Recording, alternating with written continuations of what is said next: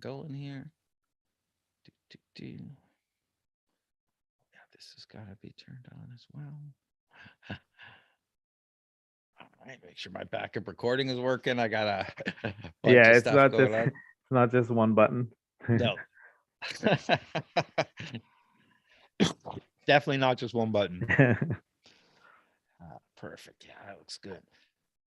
Yeah, and I also found at the when you are in like our events or CIX or collision, like we talked about, uh, the people are of like mindset, like you're Yep. saying. They're generally in the entrepreneurial space. They're interested, maybe as you said, not specifically in your startup, but the startup scene, building businesses. They're happy to talk about it in general, and have advice or want Yeah. advice or yeah, and that's completely different than being randomly at a bar with the band playing and whatever. No, absolutely. But even in with my circle of friends, it's like they're not like necessarily in this space, right? And I wasn't either until, maybe the last 10 years. And you're speaking a different language, like, oh, we're doing a crowdfund. Okay, then what is that? What does this mean? Like Yeah. you're not really like in it's not what you're talking about every day. So friends and family and stuff will support me for what I'm doing, but they may not know exactly what I'm doing or understand it. They just kind of support it and like trust me. Um, but in these environments, it's like, yeah, you get so much advice, like just hanging out at Collision. Um, you can kind of tell like who's kind of feeling your idea or and who doesn't really relate to it, whatever. Yeah. But whether they do or not, like you're still talking to someone that I don't know, cares is probably maybe not the right word, but understands. Yeah, I don't know what I may not be a user of your product, but I know where you are right now and you might want to try this. Yeah. Um, They'll talk about oh, incubators, accelerators, yeah, yeah, mentors, what other startups have tried. Maybe you should talk to this person. Like, yeah, exactly. They might not be, might not care about what you specifically are doing, but generally they care about you as an entrepreneur succeeding and are happy to connect you.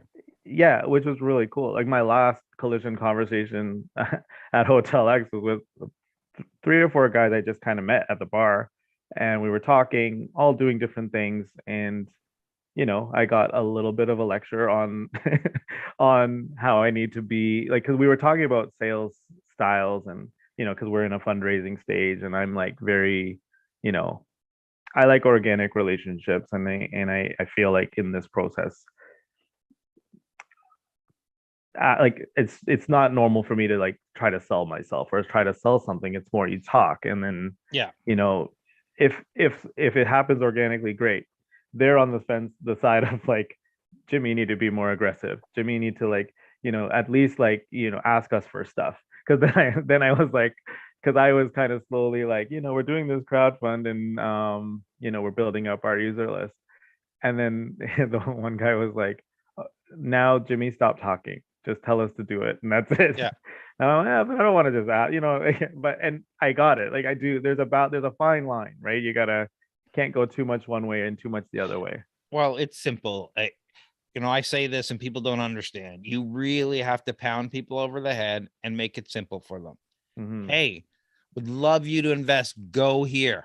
No, Yeah, go here now. Check it out. If you're yeah, interested, go here. yeah, Like, because the people will just nod their head and they're like, yeah, you really kind of have to do it. And yeah. um, And that was the I, conversation pretty much. And it was, yeah, and I'm like, I get it. And but that's again, there's growth, right? And there's learning, and you gotta pick your spots, and you can't lose who you are either. So it's like I'm trying to kind of balance that like spot where I'm like, go here, but not like finding the right time in the conversation or whatever it is. Like, absolutely. yeah, But yeah, I'm um, I'm launching a course in July on pitching, building a pitch deck, building your investor funnel, talking to investors, cold outreach, all that whole thing.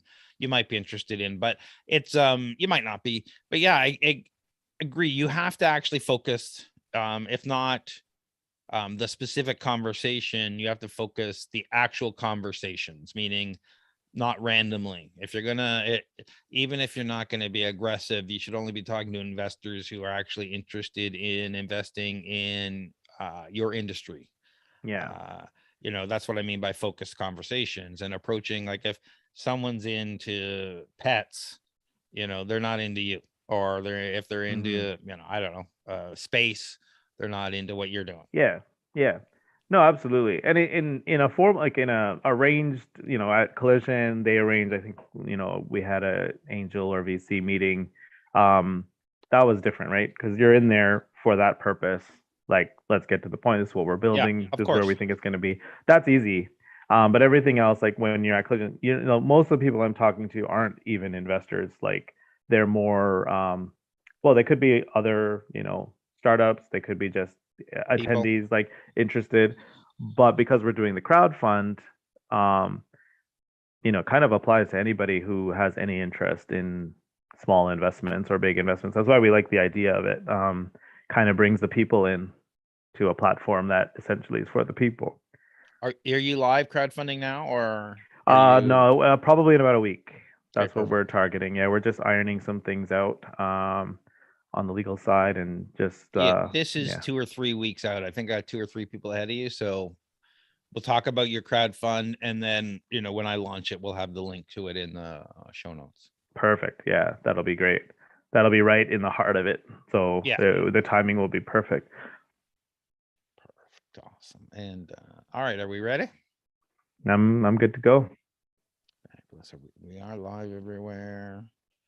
That we have a couple of people watching on YouTube. Thanks everyone for hanging out, come and joining us on YouTube. I didn't send out all my normal alerts, but and I want to ask one more time: is it Ymmij or Image?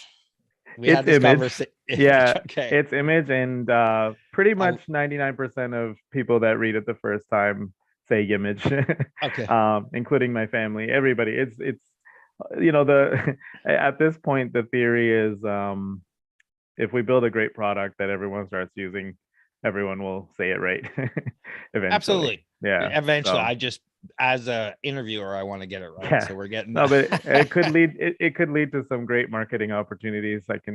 We can see the ads coming. absolutely. Yeah. Yeah. And my brain, I'm dyslexic, so my brain's always trying to, because it's Jimmy spelled backwards, it's trying to turn it around, and I have to I stop it. know it's not something I like. I The like it. reason It's catchy. It's just I my like no, brain. the way it sounds, the way it looks, I like. Yeah. The fact that it's actually my name backwards, I hate. And Uh, now when I look at this, it stands out a lot. When I had my Collision name badge, it was like my name and then Image was right underneath, and people called it out like a lot, and I didn't like it. So I didn't consider these things when we went with it. But no big deal. You can, at when you're ready, you can rebrand, right? absolutely, and yeah, there are some discussions right now on that You side can as well. spell image 1,000 different ways. Well, we actually, to be honest, might be switching the whole name. Some things have become available that I had in mind that we may do. So, in the next few months, as possible, the name will be something else. All right. Welcome back to Startup Talk. I'm your host, the Startup Coach, founder of Toronto Starts, one of the largest startup communities in Canada. And with me today is Jimmy Zachariah, co-founder of Ymmij. Welcome, Jimmy. Thanks, Greg. Thanks for having me. It's great to have you. Tell us about Ymmij. Yeah, Image is a private digital platform for users to ultimately depict, paint a real true picture of themselves authentically in a private space.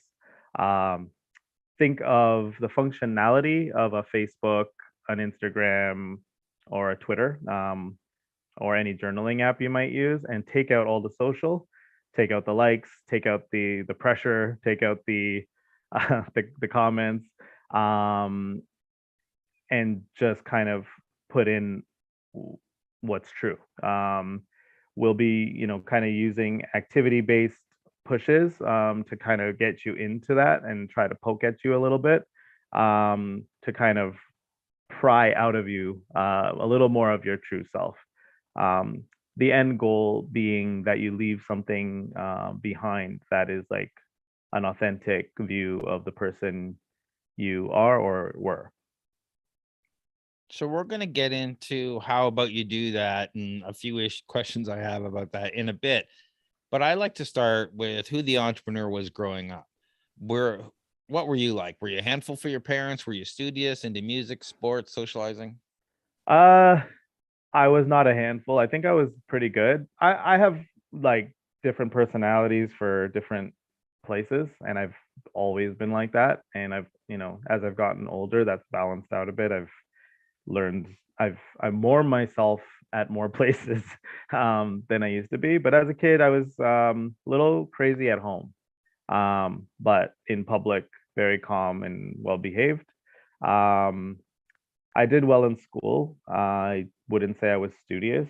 I never really had a whole lot of interest or respect for school. I was just kind of good at it naturally. I didn't find it too hard, and but I also didn't have a drive to like, you know, oh, I need to like get 90s in this course. I was very much like minimal. I just did what I needed to do to get to my next phase. So if it was high school, it was just get enough to get into university. And university, it was like just get enough to get the degree.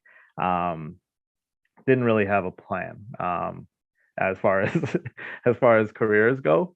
Um, heavily into sports. That is where 90% of my free time is spent. Either again, as I'm older, it's shifted more to coaching than playing. We still have our Wednesday night basketball runs. Well, we haven't over the last 2 years because of COVID, but that should be back on in September. But I coached my son probably the last 4 years in basketball, and assisted in baseball and coached my daughter in basketball as well. I'm currently an assistant coach for her. But yeah, man, sports is like a big, big, big part of my life.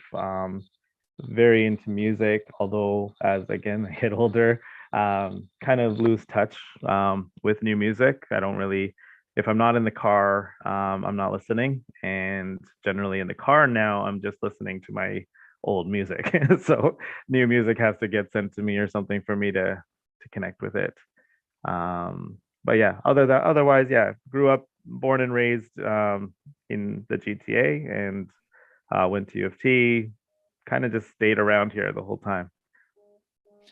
If you're into sports, you should check out Javelin, our local startup, which is for finding pickup sport groups where you can just play pickup game and find other people who play and find or even join leagues and that kind of stuff. So just like to give local startups a shout No, out. very cool. I 100% see value in that because even um um we were playing softball through certain organizations, like from I kind of stopped, but even my friends are still doing it, but from the time I was 25 to like 40, like it was like we're still playing. Like I'm 45 now and people my age are still out there playing, so there's definitely a desire and a need for opportunities to play, and then there's the whole social benefit to it as well, so it's great. So what point did you know you wanted to be an entrepreneur and run your own business? Uh, it kind of came to me. Like I think deep down inside, I always had the spirit, but never really had anything to build or to sell. And my nature is very, I feel that a lot of your strengths can be your weaknesses, and one of my strengths is that I'm very laid back and calm in general, but it turns into a weakness when you're looking at your career path and things like that. So I would kind of just accept what I had and like slow moving, like okay, this job's boring, but I stayed here for 5 years anyway. um the entrepreneurship side, kind of the opportunity kind of came to me, or the opportunity to think about it came to me probably in the last 10 years, when I started working in the um, startup world. My background is in finance and accounting. That's kind of what I did. Um, well, from high school co-op, um, when I was filling out my choice for what to do. I knew I wanted to do co-op because it got me out of school, but I didn't know what I wanted to do. And I literally was sitting in accounting class when I was filling out the form, and my teacher's like, "Why don't you do accounting? You're doing great." I'm like, "Okay, accounting it is." This is like pre-internet, I guess, almost like knowledge. I didn't know. No, but we didn't really know what was out there. So that was one of the standards. Through high school, after co-op, I continued where I was working. So I was working about 15 hours a week during school, full time in the summers. That went through university. So I was just kind of doing accounting. That was like, this is what I'm going to do. I'm going to use this experience, and that's going to be my career. I didn't like actually enjoy a minute of it other than, the people and stuff, but the actual work was, for me, just boring and whatever. But I thought that's what work was. I didn't really I was like, that's what people do. You go to work, and you're lucky if you have a good paycheck and people treat you well. And I'm sitting at a desk all day. It's like, what can I complain about, right? Uh, but that path, I mean, there's a lot of in between, but 15 years into that, I ended up at a company called Digiflare, which was, I guess, broadly put, a tech shop, a dev shop in Toronto, as their, director of finance. That was my first time kind of in that space in the startup world. And that's when things start opening up, because then you start to see people building stuff. And like, I'm not a tech guy at all. Like, I don't know how any of, how they're doing this. I used to tell them it's like kind of magic to me. Like, it's just like, oh cool, wow, like but if I can't even fathom how it's done, right? So Digiflare gets acquired. I go into another startup in cannabis space. Same idea though, like people building. That was a little more emphasis on the fundraising.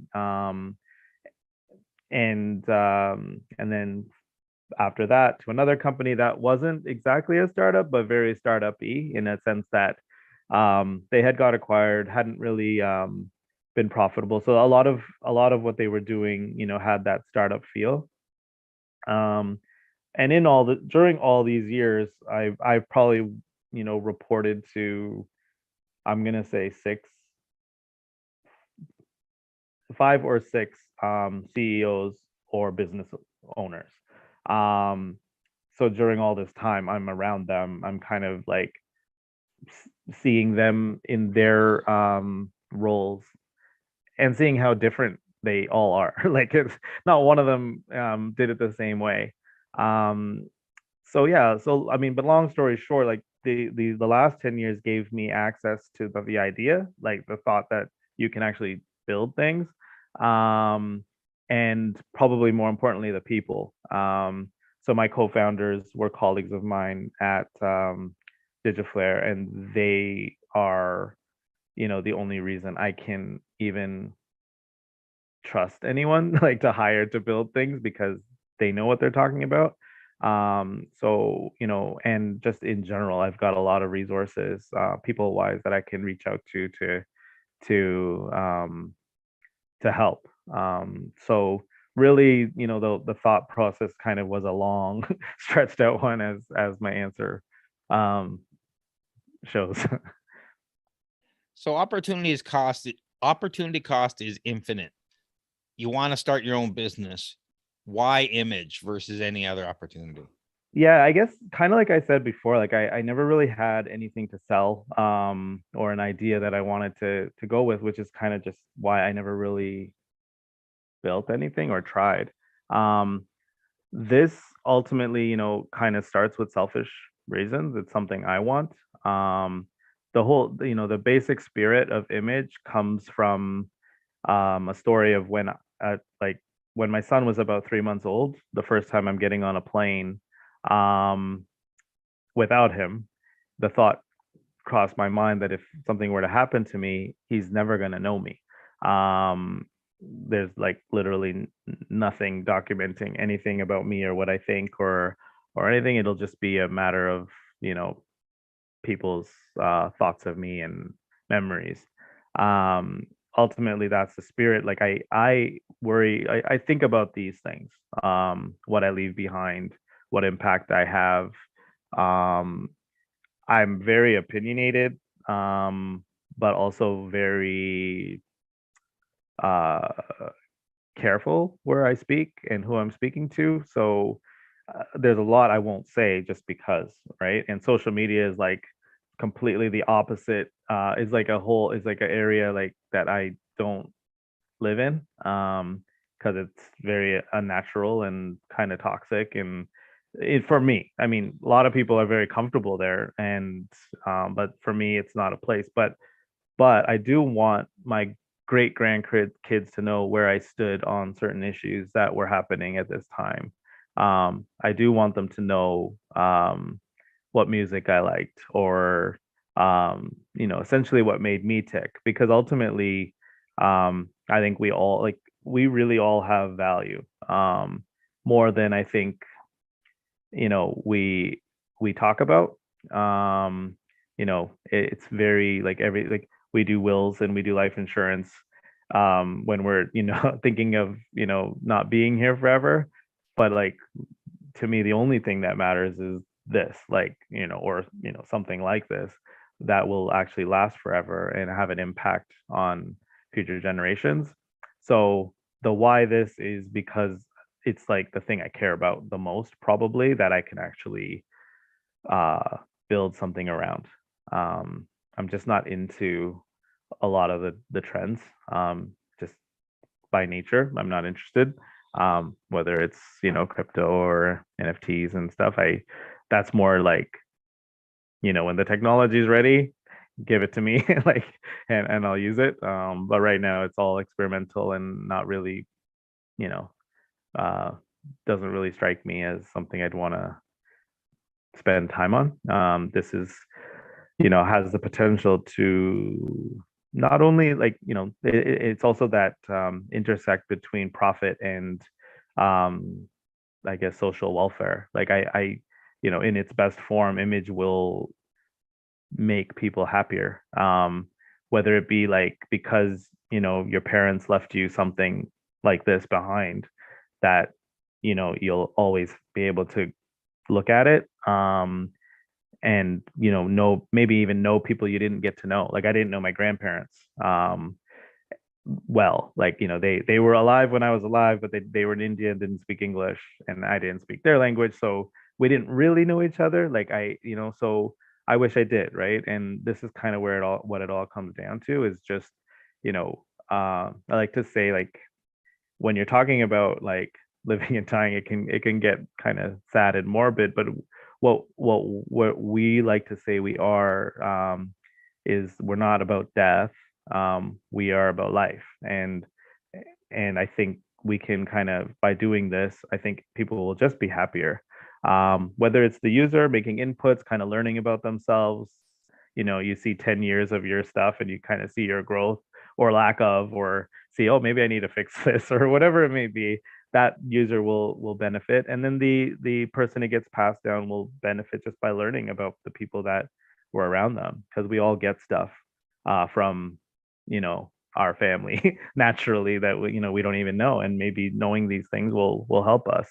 From a business standpoint, um you know the market's unlimited. It's literally, it's something everybody, we hope, can get into. Again, like, we like really believe that we'd be better off if we did, right? um if we spent a little more time on ourselves, like, than the version of ourselves we want people to see. So there, and like, sorry, back to the business side of it, it's just a matter, like, there's no reason really, if we build a good product, that this will be something that has a billion users in 5 years. Like, um and everyone will be better off for it, whether it's the users, whether it's like, from the social side, or whether it's from an investor side. Like, um everybody could win in this situation, and that's really what draws me to it the most. Is that there can be just that everybody wins scenario. I think you touched on it there. The unexamined life, you're trying to change that to the examined life, right? Is the unexamined life worth living? If you just go out and don't reflect on the things you do and how you do and grow as a person, um, is that really living? So let's get back to image and say we've hinted at it, and how it can benefit people and society and relatives that wouldn't even know you, and pass on a bit of yourself. But what exactly does image do, and how do you accomplish these things? Yeah, so like I said before, like it has the simple uh functionality of social media, like you'll be able to post pictures, you'll be able to write like you would in a journal, you'll be able to to do all these things. It has its own little private Twitter that we call right now quick thoughts, where you could just drop something in quickly, like something just happened and you just want to document it, or you just something pissed you off and you just want to vent. So it has those kind of I guess proactive things that you go in and you do that. The side that we think is going to, I guess, make it, I mean, I guess sticky is the word we like to use, is kind of what we're calling the activity engine, or activities being pushed to the user. So think of it this way, as like daily getting a push notification on your phone, with something as simple as a question, maybe about a current event. I like to use like Donald Trump is like probably the most current, very extreme, divisive person or issue. Um, so like it could be the day after the election, Donald Trump wins, or Donald Trump loses. It could be like, oh, what did you think about that? Do I want to share that on social? No, because I don't like. I just like. I don't need to get into You, politics with you don't want to strangers. be in a flame war with thousands Yeah, of people? yeah. Well, yeah, it looks like fun, but I don't get into that. But at the same time, I really want, and he's a good example because, he'll be in the history books. And I would want my, grandkids and great grandkids kind of know like where I stood in an issue like that. So it might be something as simple as a question. Um, it could be like an animated scroll bar where you just kind of like, scroll to your interest level, and then you can insert a comment. Just the idea is light, fun, and easy. That will allow you to, if you get a push from image, this is only going to take me like 10 seconds, and I might even be interested to see like what it is. And if you do that once a day, and nothing else for 30 years, it's up to us to deliver those activities in such a way that it's gonna poke and prod and kind of ultimately like make an end, the user on the other side be like, I kind of know how he is, um or what he might do in a certain situation, because now I kind of know like his what pisses him off, or what his political beliefs are, or what he talks about most. Oh, he's like, all he talks about is basketball. Like, so I know that much. Like, it could be soft stuff, it could be serious stuff, but it's those that we're gonna like kind of try to pull out of you. On top of that, just to gamify it a little more, there's going to be a point system that will, you accumulate points for activity in the short term. Those points would be used towards basically image swag, discounted stuff like that. In the long run, if it works, like the idea would be to engage with um, small businesses, like let's say just for now in the GTA, that maybe it's a clothing line, they just want to get their stuff out. We happen to have 30,000 users in the GTA. They may want to put their product on. We use the points to get discounts on their product. So kind of they get the marketing, we get the product, the user gets the product, the discounts on the product. So there's that interaction. And also with points, we intend on having charitable campaigns. Like, so it might be a quarterly cause, and we're like, for every 100 points, we'll give X amount of dollars to this, or X amount of time to this. And people can, in that time, the more you're active, you're kind of just we're really into this everyone wins concept. And if we, if we do this right, the more active people are, the more charitable we can be as well. And that's pretty important to us. So we think with all of those things, ultimately it's people being active and us being able to help them, make it easy. Because I know that I'm probably the average like person that kind of, I see the value in journaling like 100%, but I never get around to journaling. And I need something to push me, something that has tells me to do it, or that I know will be easy to do. Yeah, so that's the pretty much like the how. So this leads me naturally to, who is Ymmij for? It would seem that the users of Ymmij aren't necessarily the same people receiving the benefit: spouses, children, other relatives. So, what's the motivation for me to use it? And is it to make my life better? Is it to pass a legacy of who I was to other people? Is it all those things? Yeah, it's all of those things, ultimately. I mean, the initial goal and intention is the passing on portion. um that's where the idea came from. That's my personal thing that I wanted. I needed to make sure that my kids, like at a very specific level, I needed to make sure my kids, no matter what, like how long I'm here, they know who I was. um that was like the driving force, like to just build something, um that allows me to leave more than my money, right? um that was very important. As we developed and started talking and started like, seeing how we were going to do it and started building the MVP, and then it was a lot more talk around, um the benefit to the user making inputs.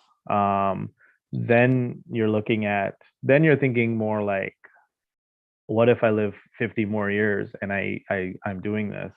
Then you kind of get, the benefit of reflecting back on yourself. Sorry, it doesn't have to be 50 years, it could be 1 year, and you're just kind of looking back.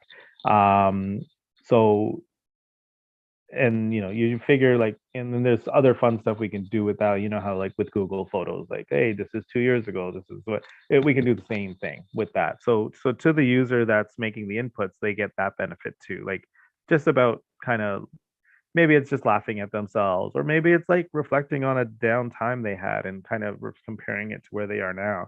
Or maybe they're in the downtime and like they can see like, maybe where things kind of went off a little bit, or there's a lot there just by documenting it. And I think most of us just don't put it down.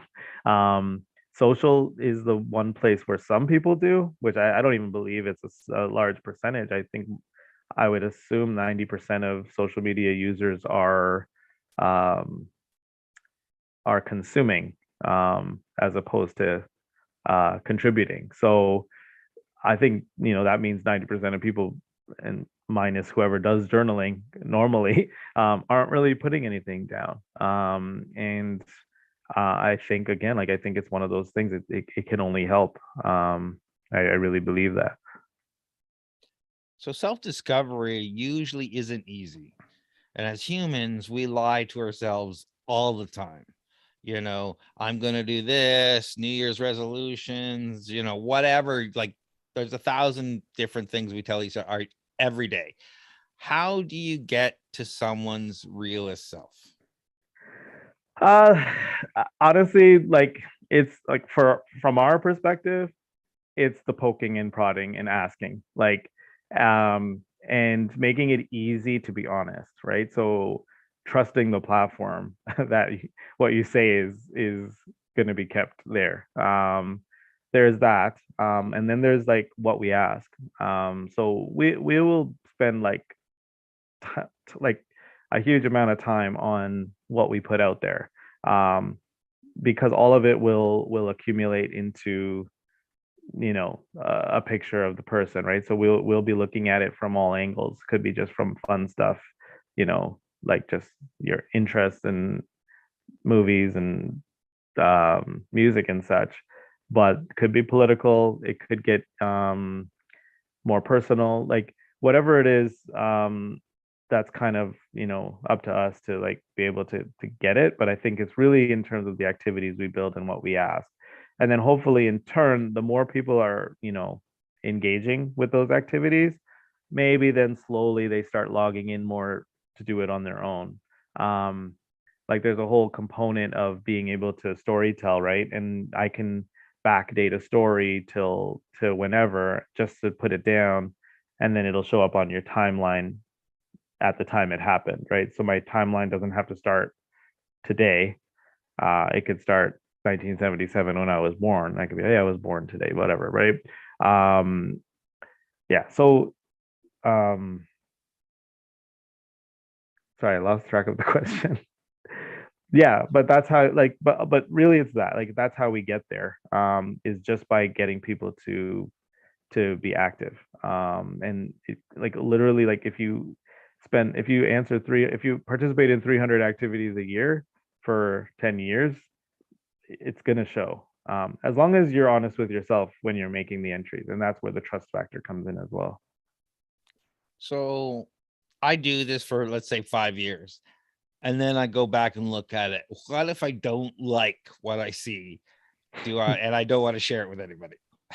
Then you don't, like, I Yes. mean, it's totally up to you. Like the idea is like, so when you create an account, you'll assign a few beneficiaries.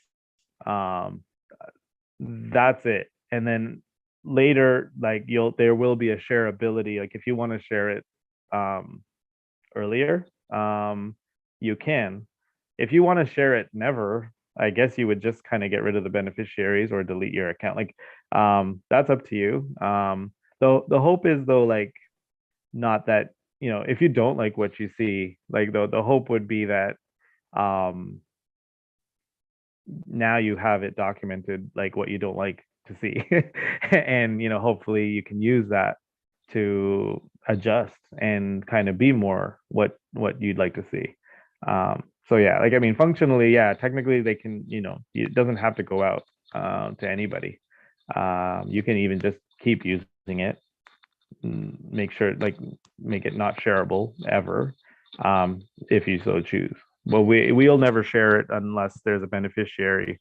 Like if your time, like if you're not here anymore, and you left no beneficiaries, then it would be like a whole separate thing. Kind of more like what Facebook might do if that happens. Like it's not a formal, like there would be a process and probably a way, but we haven't gone down that deep yet. What problem are you really solving here? Is it, leaving a time capsule of myself or something else? Is it reflecting on, what we're doing? I would say if I had to pick one thing, I think there's layers, but I think the one big problem, in my eyes, is that we kind of, society as a whole, I think, um, pay way too much attention, and give too much credit to our material things. Um, so, wills and life insurance, that's what you plan for when you're no longer going to be here. 100% like important. I've got that set up.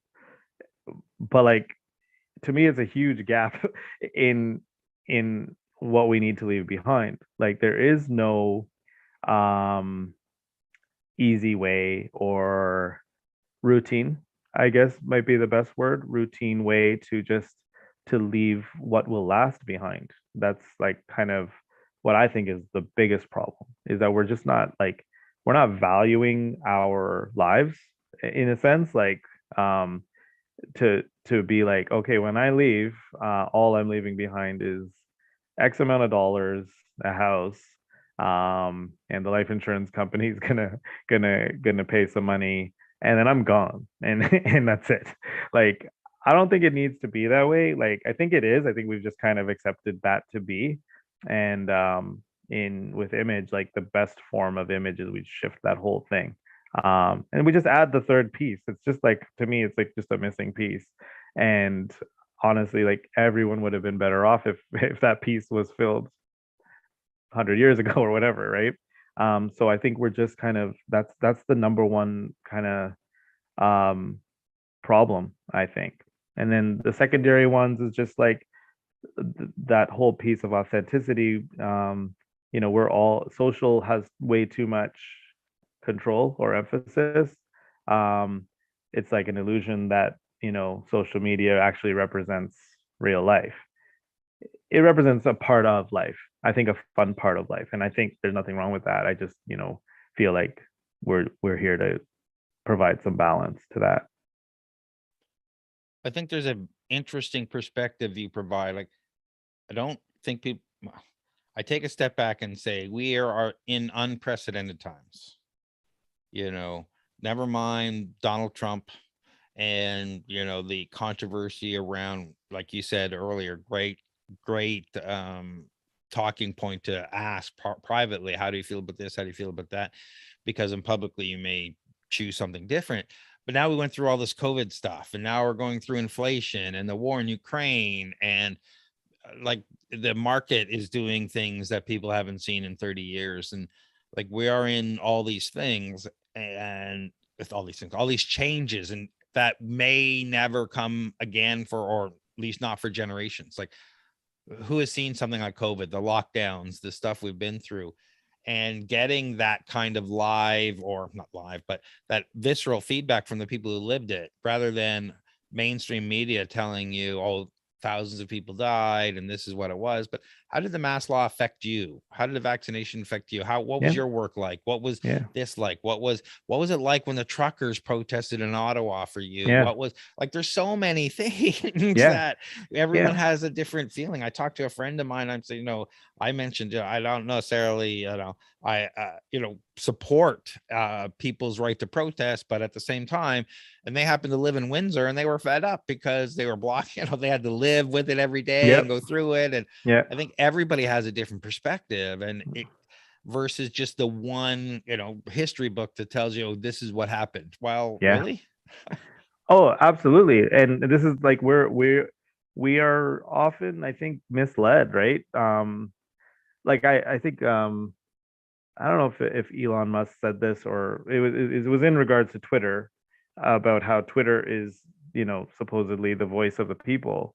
But like, to me, that's BS. Like, it's not. It's the voice of a certain type of person, that will go on social media and feel like they need to say stuff. To me, that's like, can't be more than 5% of people. So when we're relying on social media to kind of mold our view of what the world is thinking, we're all kind of given this skewed view that isn't, I don't think, is real most of the time. Like, it's, if so I tend to try to follow my circles as much as I can and kind of see how they're reacting. I know even that's not necessarily the most accurate thing, but it's definitely better than looking at what's trending. um because I believe there's a type that's, you know and this is not good or bad, not a good or bad type. It is a type, though, that feels like Twitter is a great place to have conversation. I just don't know personally anybody that uses it for that. So I can only go by what I see, and I'm like, this is not exactly what the people were thinking at the time. And the history books will definitely get skewed as time goes by, and if you have, it kind of raises the question a little bit too with Ymmij, and we haven't come to that conclusion yet, is like, do we what are the shareabilities after? So I pass, my family gets my Ymmij profile, maybe we have the ability to tell them, just let it out, like, and if a lot of people just let it out, then you start to get real historical reference, like, to what's happening and what people are thinking, and you can kind of you know get different opinions and different thoughts from people that were actually being honest, about what they were feeling in a given time. Yeah, again, I think we all have had different experiences over the last years, like 3 or 4 years, with all this different stuff. and society's never been more, divided. But now that we can actually come together again, I think that's starting to disappear. I think, the us versus them. If you don't agree with me, then I can't talk to you. Um, if you don't agree that you're an evil person, Yeah. whatever it happens to be, hopefully that's going away as we can actually start getting in the same room together. And Yeah. People behave differently when they're talking to a real person. Um, and maybe listen a little more and start to hate a little less. It's hard to hate the person sitting right across from you unless they're really doing something bad. But on social, tone and all this stuff, like, you know, there's a Key and Peele sketch that is like, I'm not going to get too deep into it, but where they're texting each other and, one guy gets so offended because tone of the text is coming out the wrong way. And yeah, all the guy means is like, cool, whatever. But yeah, the guy, so it's that though, like social media brings that like lack of real human connection, and now you're just reading words. And this is part of the reason I'm so uncomfortable posting on social, is because I personally like to see the people I'm talking to kind of see the reactions and see like where the interest is. Like, so even us talking now is easy, but the thought that someone else is watching um is hard. If that makes sense. yeah. It makes total sense. It was really hard for me to do this. I was teaching classes to 20, 30 people, and I can't see any of them. It's a whole different ball game. Yeah, yeah. But I think you hit the nail on the head on social, but so did Elon. He said that Twitter is a war zone. Don't show up and Mm. expect not to get hurt. Yeah. Not the people to shoot at you. Like, this is Yeah, what goes on. yeah, So I agree with you. It's not the fact or what's really happening in the world. It's just a bunch of people making noise, but it is a town square. I think it's valuable as a product. We'll see where it ends up. yeah. Um, what does your business model look like? So we're taking the freemium approach. So essentially, Image will be free to anybody, but we will offer a subscription package, like a premium version that will be ad free. Um, Probably a little bit more of an accelerated point system, maybe, and a little bit more in terms of ability to create stories with artwork and that sort of stuff. It'll evolve, but the idea is for 10 million free users, 500,000 will pay.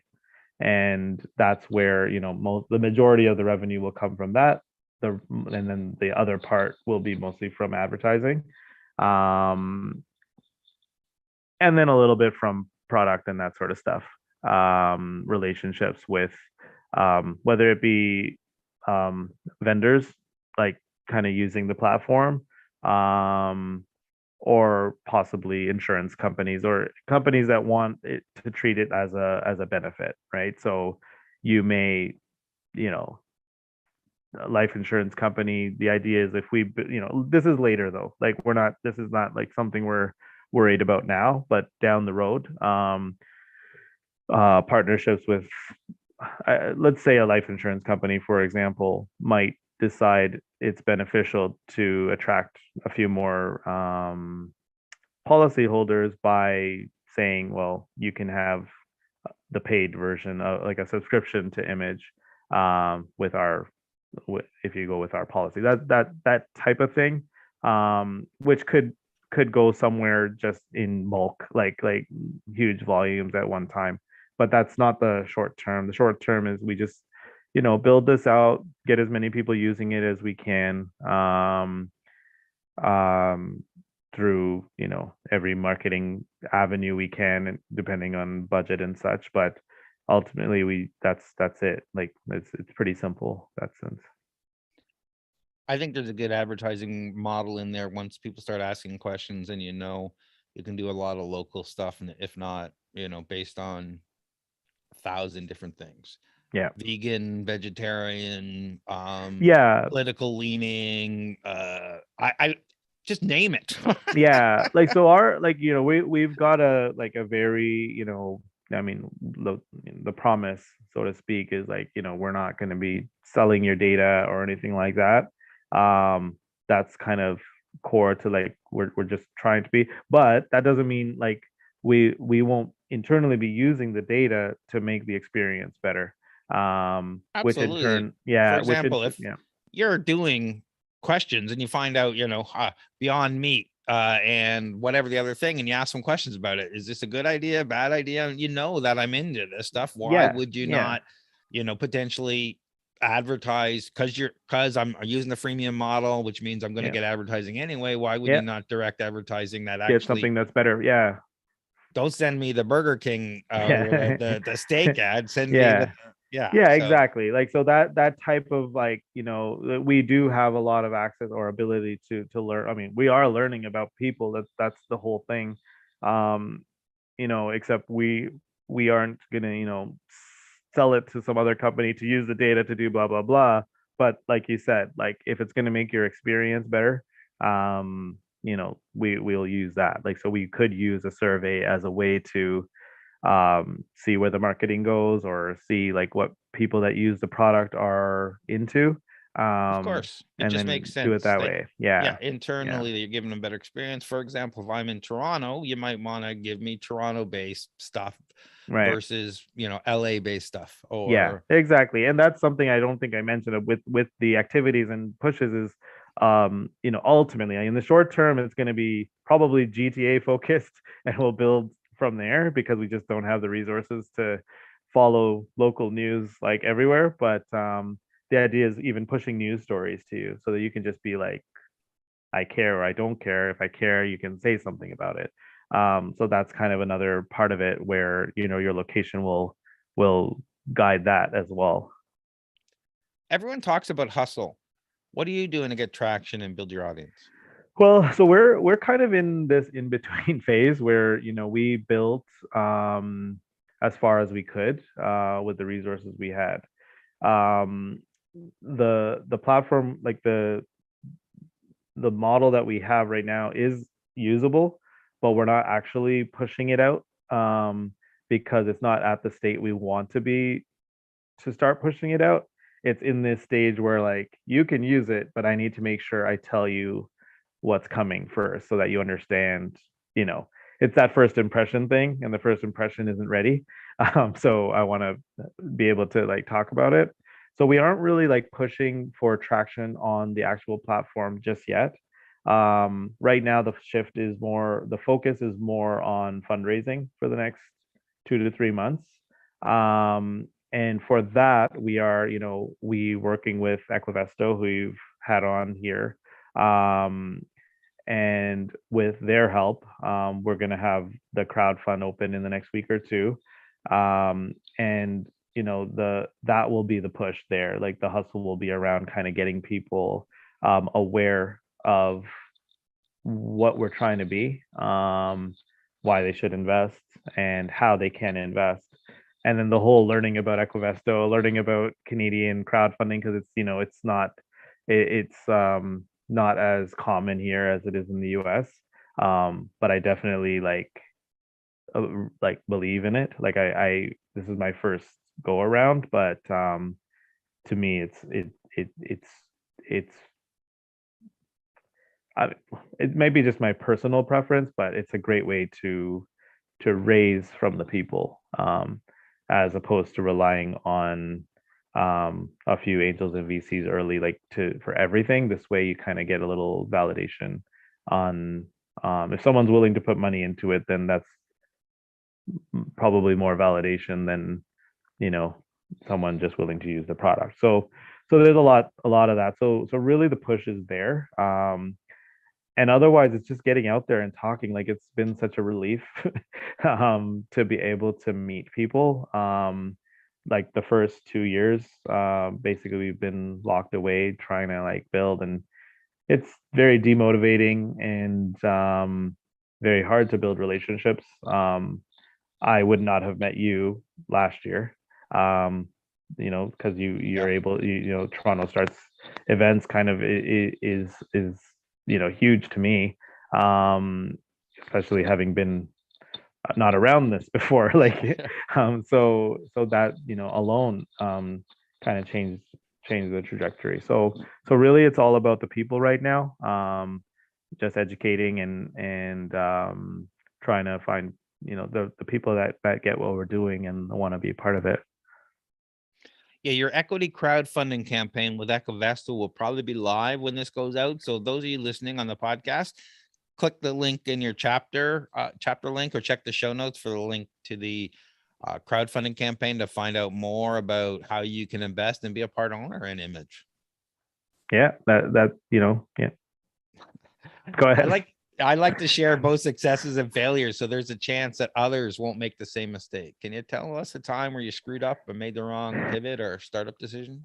Uh there's a lot. I'll just start with, I guess, the first one, which was like kind of the first decision we made, myself and my co-founders. And that mistake was thinking we can all continue our full-time jobs, um, build the MVP by ourselves, and well, that's it. That's what we thought.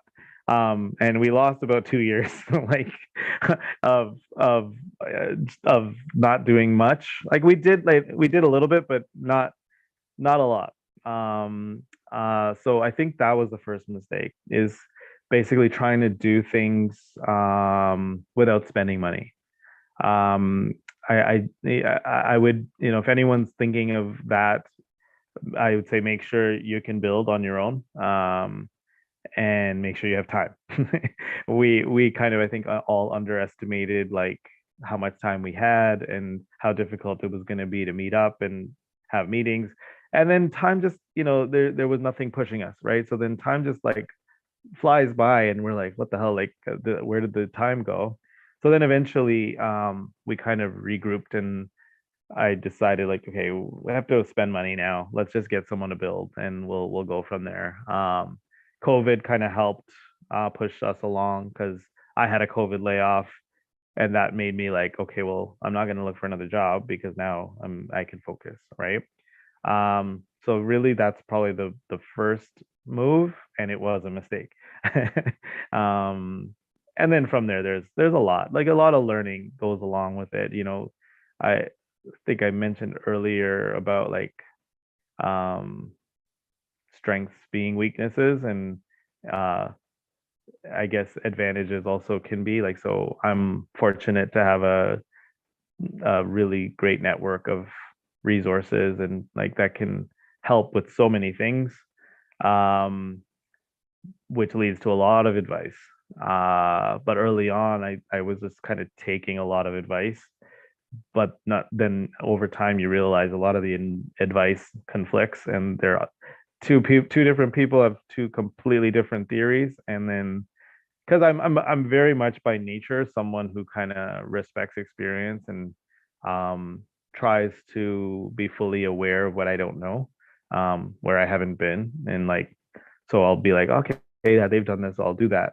but then a month later, someone else that's done it did it completely different and disagrees with that. So then it's just, more a matter of picking out what advice makes sense, for you.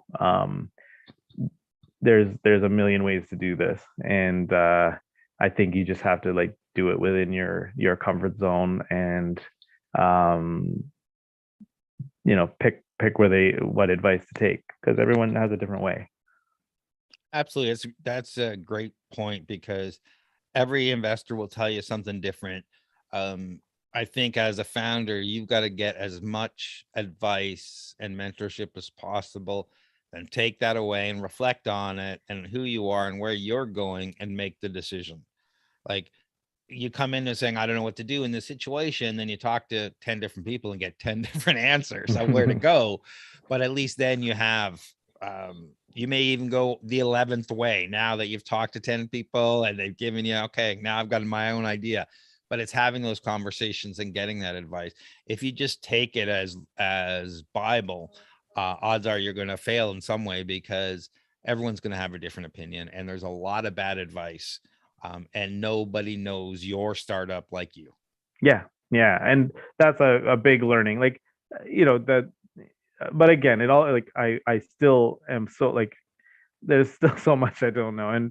And but it's been great, like, because at Collision last week, just being around all these people with so much to say and so much advice to give. you weed through it. Um, but it's so valuable to have it, right? Like, and and I consider myself to be fortunate to have it, along with like my experience is great, like for certain things, and the fact that I've worked with so many CEOs and business owners and kind of had a glimpse of what they were doing. And but the one thing that sticks is they were all very different. Like not even like they're so different. Like the every the way they manage the business, the way they manage people, the way they approach problems. Um, there's very little in common between any of them, and that kind of gave me a little more confidence because uh, again, like you don't have to be a certain way. Because 10 years ago, I might have said like I'm not cut out for it because I'm this, and this. And I'm very happy with myself, but like I'm also realistic. I'm like, okay, I don't think that'll be for me. But having gone through all this and kind of being like, no, there is no um necessarily type for this to work. I think you need to uh I mean, leadership is a whole other thing, right? Not everyone that, succeeds is necessarily a good leader, right? There's a lot of really smart people that, you know, aren't great leaders. Um, and I think it's important that, but in a leader, I think it's important they know what they don't know and are good at finding the people that know. And the ones that work with you too, right? There has to be a synergy between the way they do things and what's gonna kind of work with the way you work. And yeah, there's a lot, but Yeah, know your strengths and weaknesses and find co-founders and stuff that complement that. It's mhm, funny. I don't want people working with me that are just going to be yes people. And yeah. our the people who are on Toronto Star, it's Megan and Andrea and Rick and Joseph. They know, I don't care if I'm wrong, tell me I'm wrong. Like I want to have that debate. Mhm, Eventually a lot of times I will make the final decision, but um most of the time they're right. I'm just running down my thing at a yeah. narrow point of view because of this, and I make a decision. And you want people around you that are going to challenge you, that are going to grow, that see different perspectives, that will, show you when, tell you when you're wrong and bring you up and cover your strengths. Yeah, it's really important to have those people and not be afraid to hire people who are smarter than Yeah, I hope I hope the whole team is smarter than me once we build that out. Like that's I mean, I think we need that. I think it has to be. Do you have any tips for founders? I mean, kind of related to what we were just talking about, like just um take advice. Um Definitely don't think you know everything because I've seen that. Like I've worked with all ages. And there is like definitely I've seen, some kind of inexperienced entrepreneurs that just, don't seem to understand like that piece that it's like you're really smart, but there's a whole there's layers and layers and layers that you haven't seen yet. So, maybe lean on the veterans a little bit.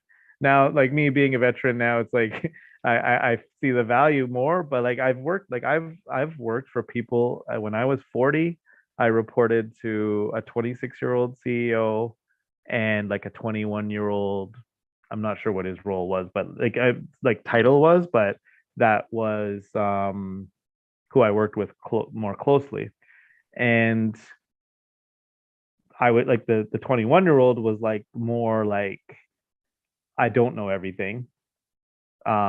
The guy was like brilliant, like really, really smart, really, really good at what he was doing, but was also open, like kind of understood, like he wanted advice, wanted to listen.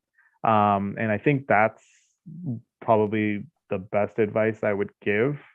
I'm kind of thinking young entrepreneur, young founder, and maybe inexperienced. And I guess to someone like me, who's kind of in that I think I'm a bit unusual in a sense that like I'm starting this for the first time this late in the game. Um, but I mean, the advice isn't that different. Like it's probably maybe it's even worse. I don't know, like where it's like you're so old and experienced, you think you really know everything.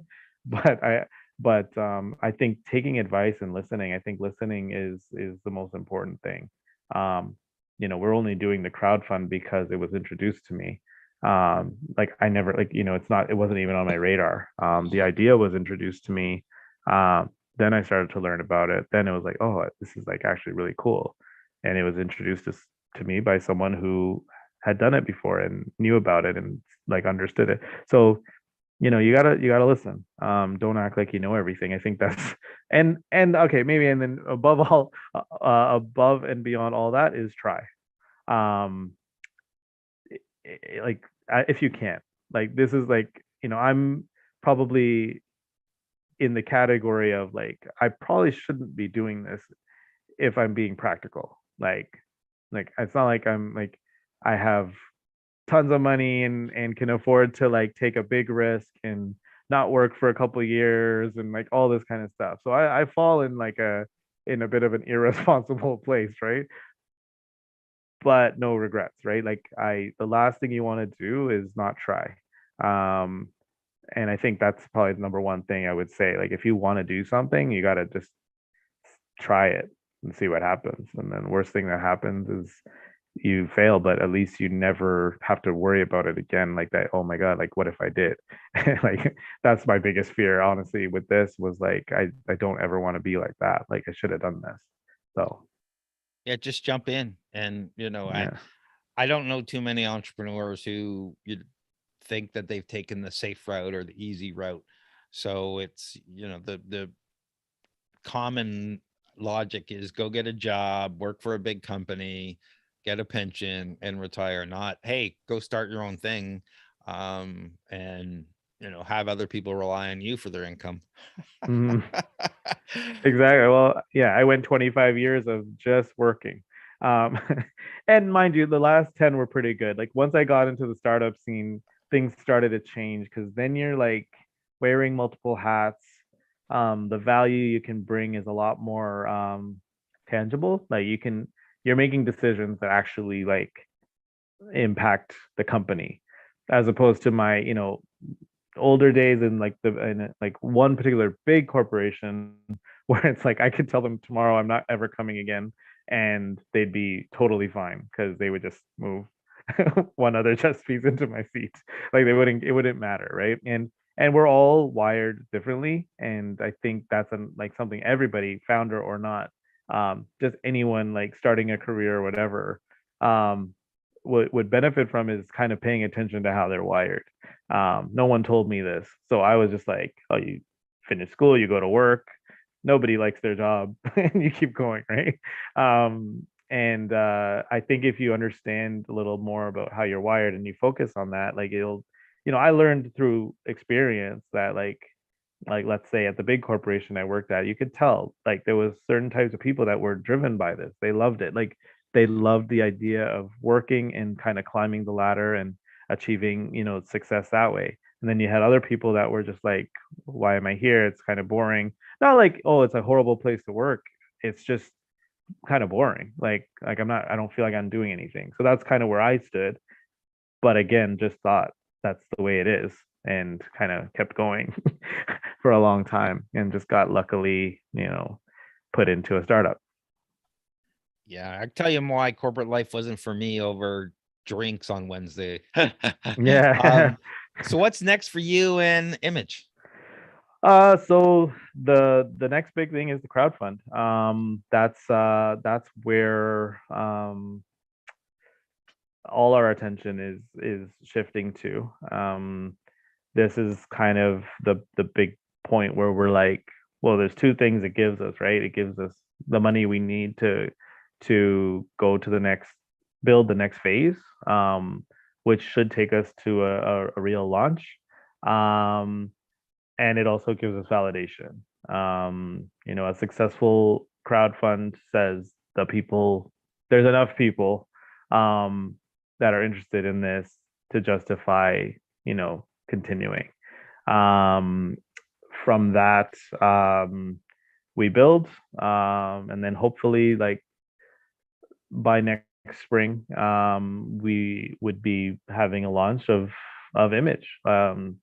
in a greater state. We probably will start releasing the MVP a little sooner, just letting it out, but the real marketing push and maybe event and everything will happen hopefully by next spring. And then we go from there. Like it's that's where we kind of see how quickly we can grow this thing, how much cooler we can make the product, make the activities, make like the overall interaction, and hopefully one more raise from there, and never raise again. That's I'm a little old school when it comes to that. Like I'm not. If you ever see Ymmij have a celebratory post about a $500 million raise, just reference this and call me Uh, out, I'll give because you a hard time. I don't personally, like, it's just not like um my goals. I want us to raise as a means to an end, and that end is a successful business that stands on its own and helps everybody. Yeah. Again, I'll make sure the links to your Equivesto crowdfunding campaign are in the show notes and in the chapter links. Anybody's interested. If people are interested in finding out more about Ymmij, maybe sign up for your beta program, follow you to find out future stuff. Where do they go? Send an email to hello@ymmij.me, ymmij.me, and it'll probably come straight to me. And so I will respond. I'm happy to really speak to anybody who wants to learn more. I like talking about it. I like hearing what people have to say, and kind of get an idea of their experience and how they think they might use it. Whatever it may be. I've become much more social in my older age, so I actually like am happy to connect with anyone that wants to talk about it. Especially like if you're considering participating in the crowd fund, by all means, like I understand, like you probably want to get as close of a feel to this thing as you can, and myself, my co-founders, like we're more than happy to talk. Fabulous. Thank you for taking the time to be part of Startup Talk. Thanks, Craig. Totally appreciate it. It's awesome stuff that you guys are doing. Really, like for people in my shoes, like I said, COVID kind of shut everything down, and the value of what you guys are doing kind of gets magnified so much more, having not been able to, partake in these things. So thank you.